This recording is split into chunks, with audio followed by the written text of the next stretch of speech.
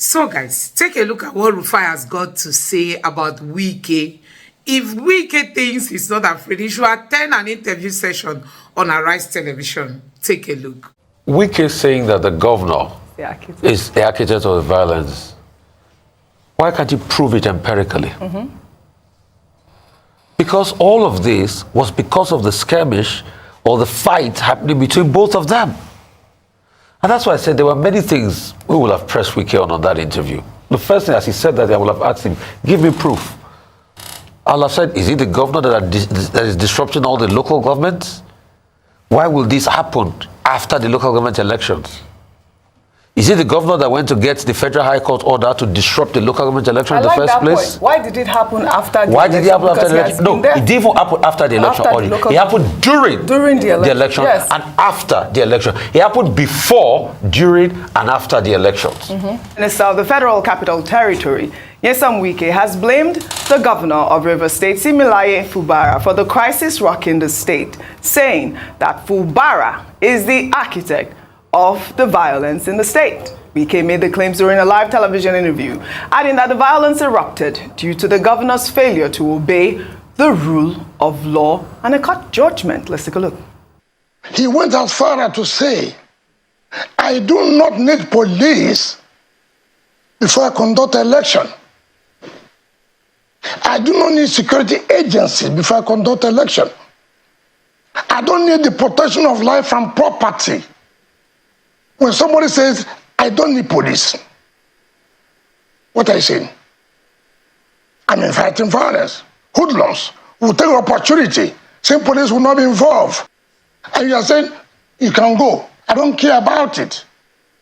I don't care about it. In that case, who is the perpetrator of that violence? Who? Are you blaming the governor for the violence that... It is not about blaming. Governor is the architect of the violence. Yeah, you heard that, Rufai. He did say the architect of the violence, but Wike is citing court judgment. Which court judgment is he talking about? Because Fubara was standing on his own court judgment as well. But in the meantime, Chijoke Ihonwo, the newly inaugurated chairman of the Obuakpo local government area in Rivers State, has ordered the removal of Wike's name from a building at the council secretariat. The building, according to the chairman, will be renamed Obi Wali House. This name, this man, yes, not just if you don't know what so that note at the chairman of council, we don't rename him by the remove and call him Obi Wali. I want to come from Electoral land. We don't help Electoral people well. Yes, sir. So we don't rename here. Obi Wali House. Obi Wali. We don't support the people. We make people enjoy. This will come tomorrow morning. Everybody make a morale. Make a call. I'm going to go. All right, Rufai. So a couple of things. I'd also have pressed him. The fact that, why is it that as the governor of the state security officer, the police is doing the bidding of the opposition party? And if he says he's got no hand involved, why was he saying, no, APC was the one that filed the court order and everything? Why is he there in the mix of things? He's supposed to be facing Abuja.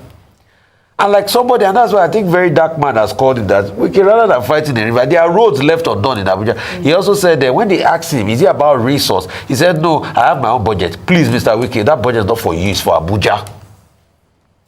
Then secondly, I also have to say this. I don't know, I think the lawyers have to go to clarify.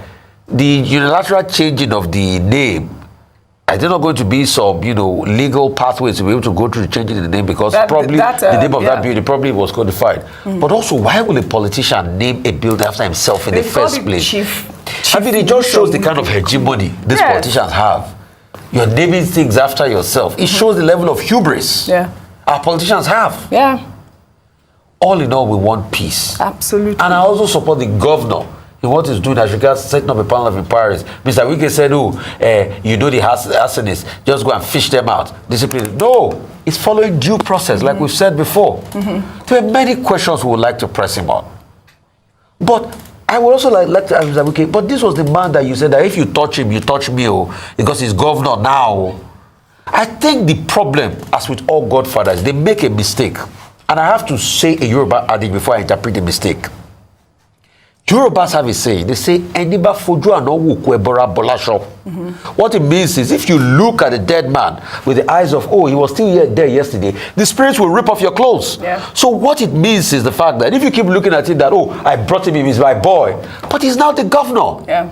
You forget he's now the chief of the state. So you must respect that. So you looking at him with the eyes of, oh, he was not the one that brought him in.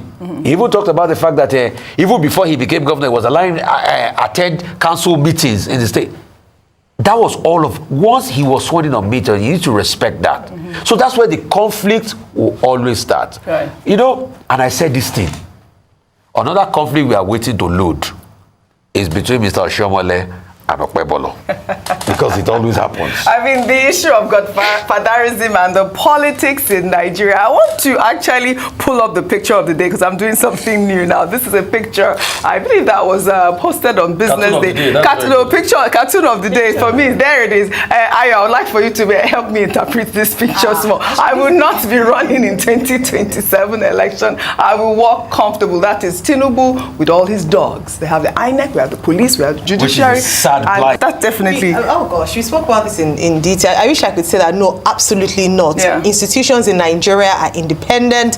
They are, they do their duties, they do their jobs. So we've seen this play out. I think one other thing they should add to that is the opposition parties, because he almost has the opposition parties on a leash as well, because they have men in there. And we've talked about this at length about how we do not have strong oppositions, and if they're not careful, come 2027, even without these machineries at the disposal of the government, he would walk, because there's no viable opposition. So this talk around them coming together to form an alliance has been in the talks for a long time. Can they put aside personal interest and actually put the interest of the people and consolidate? At the end of the day, the people will choose, but let them have viable candidates or people to choose. But also, let us also point to the fact that these institutions that we mentioned, even though it's a joke, it shouldn't be like this. INEC should be in. The first letter of INEC is independent. Independent. So we talk about these things as a joke. The police should follow the constitution of the nation, not at the at the will of a particular person in power. So these are the conversations we have. We need stronger institutions for democracy to work in Nigeria. Well said, Ayo. Well, more on elections.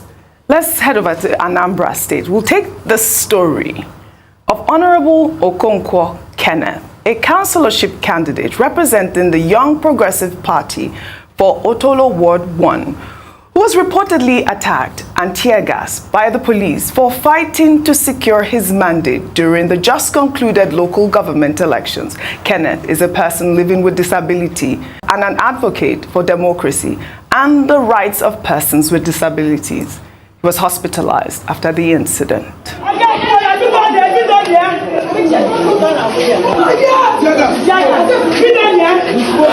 So as you can see, the commander SARS with his team came here and they threatened me.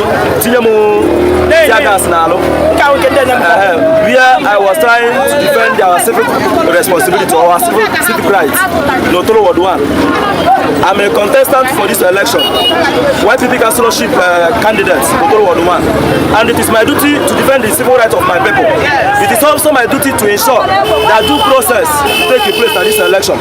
But I'm disappointed that the ruling government is threatening the poor masses with the state security.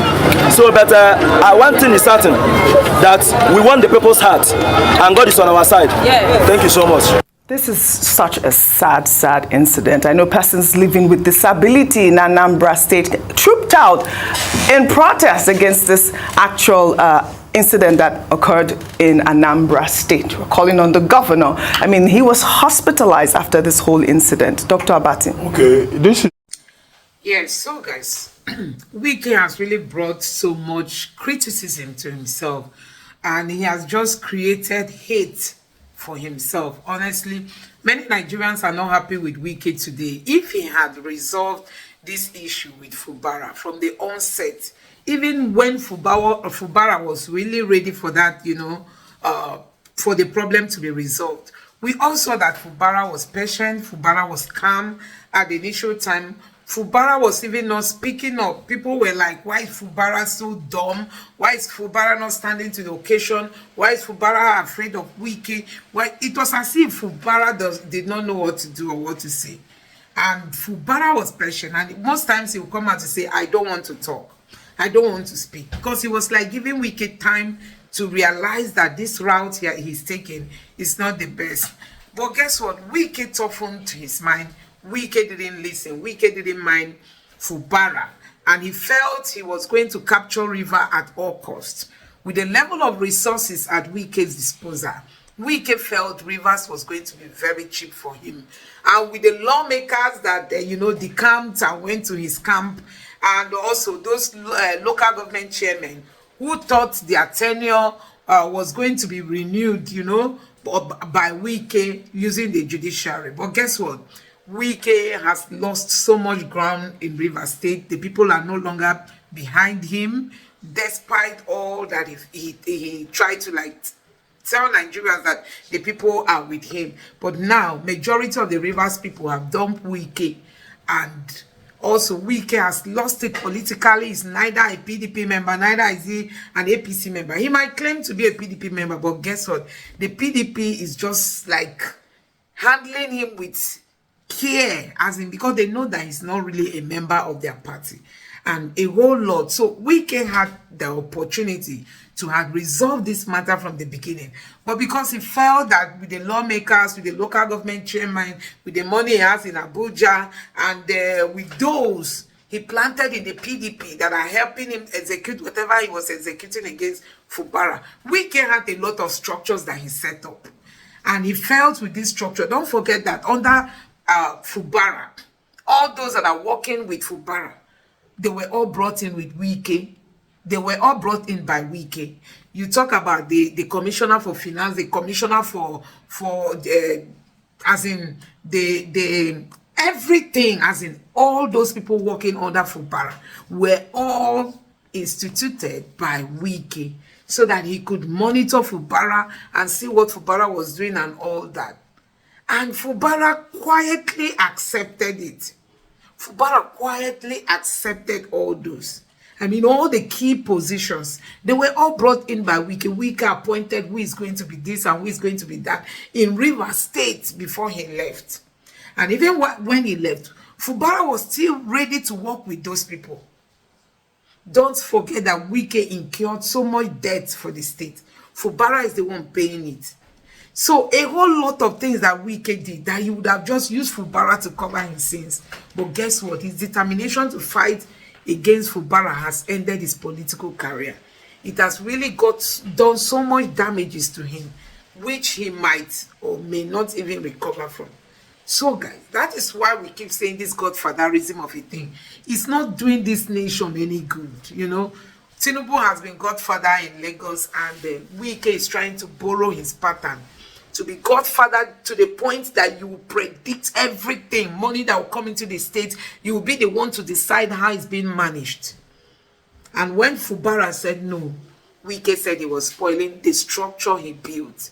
He has handled the structure for 8 years. Why not go and rest? Let Fubara do his own structure the way he wants. But Wike didn't see to all that.